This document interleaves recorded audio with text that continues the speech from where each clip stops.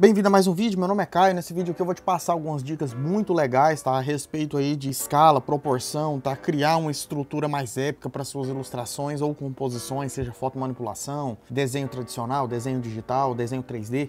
Enfim, algumas ideias, tá? Para você poder trabalhar isso aqui de uma forma mais profissional, porque é muito difícil, tá? É difícil fazer isso aqui.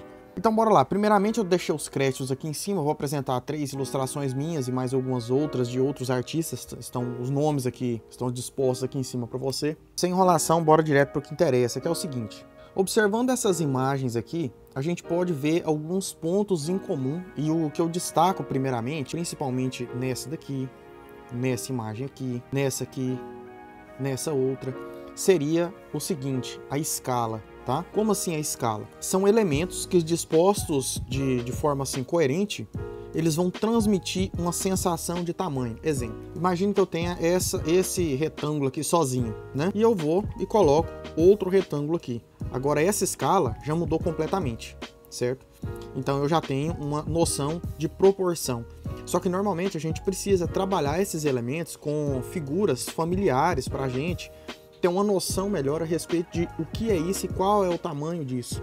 Então suponhamos que eu tenho isso aqui, vamos supor que isso aqui seria uma edificação, isso aqui seria outra edificação, e aqui eu tenho uma pessoa. Olha só, agora eu já tenho uma noção de escala muito maior, tá? Com a precisão muito melhor a respeito disso aqui. Então aqui eu teria uma pessoa, né? Vamos supor que eu teria outra pessoa aqui e outra pessoa aqui. Então a figura humana, tá? Ou algum elemento familiar traz muito essa noção de dimensão. Olha só, aqui eu tenho uma figura humana, olha só, tanto em questão de distância e contraste, que dá para entender que ele está mais ou menos aqui entre essa estrutura aqui e esse rochedo, ele está mais ou menos nessa linha aqui, e aí, através disso, a gente entende a proporção e a escala disso. Então, além dessa escala, por exemplo, tamanho, a gente teria a escala de distância, porque imagine que essa pessoa que eu coloquei aqui, então, se eu tenho uma pessoa desse tamanho e essas outras aqui, dá a entender que esse retângulo aqui é quase do tamanho desse, tá? Às vezes um pouco mais esticado, né? Porém, ele está mais perto da câmera. Então, essa noção de escala, você também vai fazer essa interferência na disposição de tamanhos, né, e profundidade dos elementos. Então, você tem que ficar atento a isso. Outros elementos que a gente pode utilizar, além da escala de proporção, certo? Por exemplo, uma montanha aqui, outra montanha ali, né? E a pessoa aqui, para dar a noção de dimensão. Caso você não deseje colocar pessoas ou deseje fazer essa noção simultânea que eu apresentei aqui de profundidade e de tamanho, você pode utilizar elementos muito comuns que são pássaros, tá? Então você tem passarinho, você pode utilizar pássaros, você pode utilizar, por exemplo, uma bandeira, tá? Marcos, você pode utilizar torres, você pode trabalhar, por exemplo, uma ponte. Então todos esses tipos de elementos funcionam muito bem quando você trabalha essa profundidade. Olha só, aqui eu trabalhei árvores. Então assim, é difícil, tá? Eu confesso para você que é bastante difícil. Eu poderia até ter adicionado alguns pássaros aqui. Mas, por exemplo, essas estátuas aqui, eu consigo transpassar que elas são gigantescas através do tamanho das árvores. Ó, eu jogo uma árvore aqui e aí lá para trás eu vou jogando árvores menores, que aí você tem uma noção que lá no horizonte, comparado com o tamanho dessas árvores ainda mais distante, eu tenho esses elementos aqui gigantescos, eu tenho esses elementos aqui muito grandes para fazer a composição. E aqui ainda eu jogo um portal assim, de um tom de cor vermelha, né? Eu jogo o portal que é para traçar melhor a proporção e a escala. Então, por exemplo, nessa imagem eu teria o elemento principal, que é essa moça nórdica. Então eu tenho elementos que fazem esse complemento da disposição, né, da proporção, que seriam escadarias, né, degraus aqui, ó, árvores, tá? E aí, através disso aqui, do tamanho mais ou menos desses degraus aqui, pela proporção dela, o tamanho das árvores, você tem uma noção que se por acaso aqui tivesse uma pessoa, ela seria mais ou menos desse tamanho, ó. Dá para entender pela dimensão, né? Então aqui a gente tem essa construção e mais atrás eu coloquei aqui a serpente, né? Então, através dessas dimensões, você tem uma noção melhor, olha só. Você tem uma noção melhor, degrau aqui também, ó. Esse aqui eu vou fazer de branco. Você tem os degraus aqui, que definem a ideia e a noção de tamanho, auxiliado pelo quê? Pelos postes aqui, ó. Aqui você tem uma noção do tamanho dele, que ele é grande. Ele é bem mais alto que as mulheres dançando. Então, quando você tem essa dimensão de que ela é grande, e lá no fundo você tem uns bem pequenos, quer dizer que isso aqui tá criando uma distância. Esse aqui tá mais longe que esse aqui, pelo tamanho, pela proporção. Mas eles não têm tamanhos pré-definidos. Por exemplo, esse aqui é um pouco menor, tá? Esse aqui é menor. Então eles são de tamanhos diferentes mesmo. Esse aqui ele é maior que esse aqui, então não tem problema talvez você trabalhar com isso, mas você tem que fazer isso com muito cuidado, porque isso é difícil, tá? Pode gerar confusão no espectador também. Quando você for trabalhar com distância, você tem que deixar entender, por exemplo, igual eu deixei esse aqui, dá a entender que ele é menor que esse aqui, por exemplo, pela distância que ele tá da personagem. E aí você traça esse tipo de composição, olha só, criando essa dimensão com pequenos detalhezinhos também. E esses detalhezinhos já vão entrar nele agora, que é o seguinte. Observa aqui, por exemplo, que eu deixei algumas toras, ali eu deixei duas janelinhas pequenas. Olha só, a quantidade de janelinhas aqui, ó, detalhezinhos pequenos, né? Nessa proporção aqui mais épica, nessas edificações maiores. E olha só nessa aqui, olha o tamanhozinho da janelinha, tá vendo? Então adicionar detalhes pequenininhos, por exemplo, uma árvorezinha, uma planta, determinada trepadeira, tá? Janelas, olha só, isso aqui traz uma noção de escala, de distância. Olha só os pássaros aqui, ó, a distância que ele está trabalhando com esses pássaros, eles são só pontinhos mesmo, espalhados, ó. Muito legal isso aqui. Então eu vou até listar aqui para você para ficar melhor a compreensão, que primeiro a gente tem escala, tem elementos, certo? Figura humana, por exemplo, mas não necessariamente a figura humana vai representar. Você pode utilizar, como eu falei, uma bandeira, uma ponte. Vamos supor que é uma edificação, uma cidade, vista muito de cima. Você pode utilizar um guindaste, tá? Carros, funciona, barcos, passarinho, árvore, tá? Então você tem que ter elementos que vão funcionar como contraste. Vou até nomear aqui contraste de elementos, tá? Vai ficar melhor para sua compreensão. Então a gente tem a escala, o contraste desses elementos, figura humana de exemplo, tá?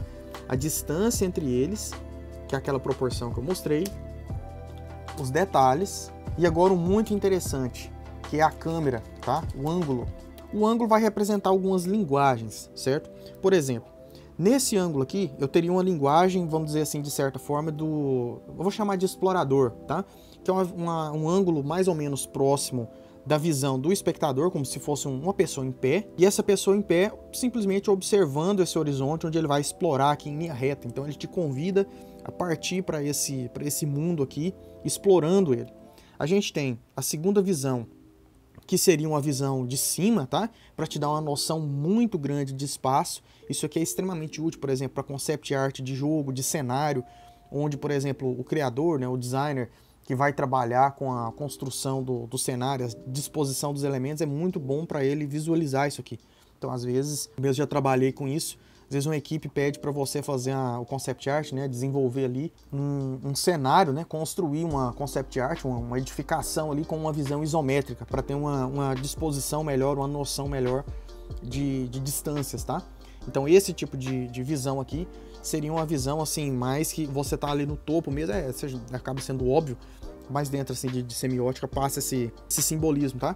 Você tá como um observador da situação, certo? Que eu chamo, por exemplo, de observador, tá? A gente chama explorador ou observador. A gente teria a câmera, ó, essa aqui também de exploração, e a gente tem a câmera aqui mais épica, tá? Essa aqui é a que eu chamo de épica porque ela é quase sempre de baixo para cima, eu gosto muito de trabalhar com essa. Então, por exemplo, aqui tá parcialmente explorador, um pouco de baixo para cima, né? Essa daqui já é mais observador, essa daqui também é observador, mas a épica é muito legal porque traz essa noção mais de baixo para cima, de dimensão, de proporção, tá? Fica maior, fica mais gigante as edificações.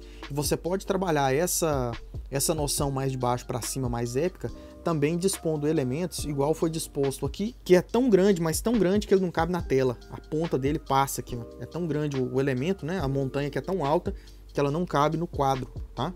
Então, por exemplo, aqui você teria também, ó, tem isso aqui também. Esse é tão alto e ele tá mais próximo, né? Que isso aqui acaba que influencia, né? Interfere na sua noção de tamanho, de proporção. Ele é tão alto que ele não cabe na tela, ele não entra no quadro. Eu vou chamar de quebra de quadro, tá? Esse aqui não é necessariamente obrigatório, mas fica legal às vezes você utilizar elementos que furam, né? Que furam o quadro de tão grande a proporção. Só um outro exemplo rápido aqui, e esse tipo de coisa também interfere até na questão do enquadramento. Por exemplo, a gente tem aqui a edificação principal, ela já é gigantesca. Por que eu sei que ela é gigantesca?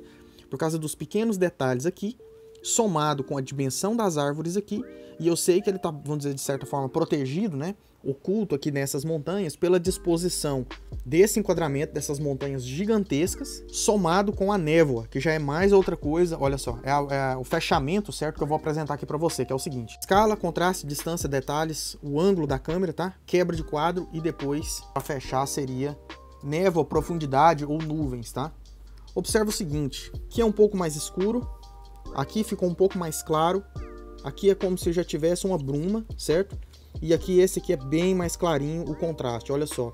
O tom das sombras nessa parte aqui onde está o personagem, eu tenho 59% de brilho, tá? Foca só no brilho aqui e olha só a cor. Essa mesma sombra aqui nesse ambiente. Nesse aqui eu já tenho 180% de brilho, o máximo aqui é 255. Então o que isso aqui quer dizer? Que aqui está bem mais claro, muito mais claro, 100 pontos praticamente mais claro. Então, observando isso aqui, vamos em outra arte. Olha só. Mais escuro, meio tom, clarinho lá no fundo. Normalmente, em ambientes, tá? Quando você tem horizontes, quanto mais distante, mais claro vai ficando, tá? Aqui eu utilizei a mesma coisa. E você também pode utilizar, olha só, aqui a mesma coisa. Esse é um fenômeno, esse é um efeito natural. Então, quanto mais distante, acaba que vai ficando mais enevoado, mais claro. Você pode utilizar desses recursos, aqui a mesma coisa, somados com os recursos de nuvem e com os recursos de névoa, tá? E também de raios de sol, para criar essa profundidade. Então você separa o ambiente em bloquinhos, em partes. Eu tenho uma outra aula aqui no canal, eu vou deixar a imagem dela aqui para você e o primeiro link na descrição, que isso aí vai te ajudar também a ter uma noção. Eu explico isso aqui direitinho numa outra aula.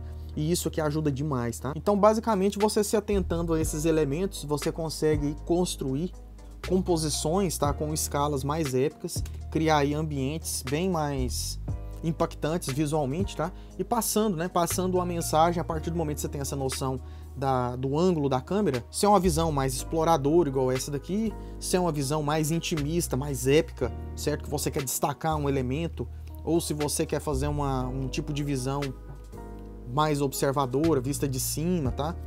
Para ter uma noção maior de espaço, da grandeza da cidade, algo mais, um pouco mais afastado. Você é um observador mesmo daquele ambiente. Então, tendo uma noção disso aqui, você consegue chegar em resultados excelentes. Então, basicamente é isso, tá? Eu espero que tenha sido útil, espero que tenha trazido aí algumas informações relevantes. Se você tiver tirado proveito de alguma dessas observações, dessas dicas aqui que eu trouxe nessa aula, não esquece de deixar o joinha. E interessado em ser meu aluno e aprender e dominar aí pintura digital por completo, desde criação de estilos, tá? Desde definição de estilo, line art, até artes realistas, tá? Com nível de detalhes, né? Bem mais elaborado, dicas de composição, estrutura, anatomia, aprender a pintar texturas, detalhes, tá? E várias outras dicas aí que vão adiantar aí muitos anos na sua evolução profissional. O link do meu curso completo na descrição. Mais aí de 50 horas de aulas, também gravo aulas extras para os alunos e também tem um suporte online diretamente comigo, tá? Se você precisar de uma aula extra, alguma informação adicional, basta entrar em contato comigo que eu gravo para você. Então, valeu demais, brigadão, sucesso!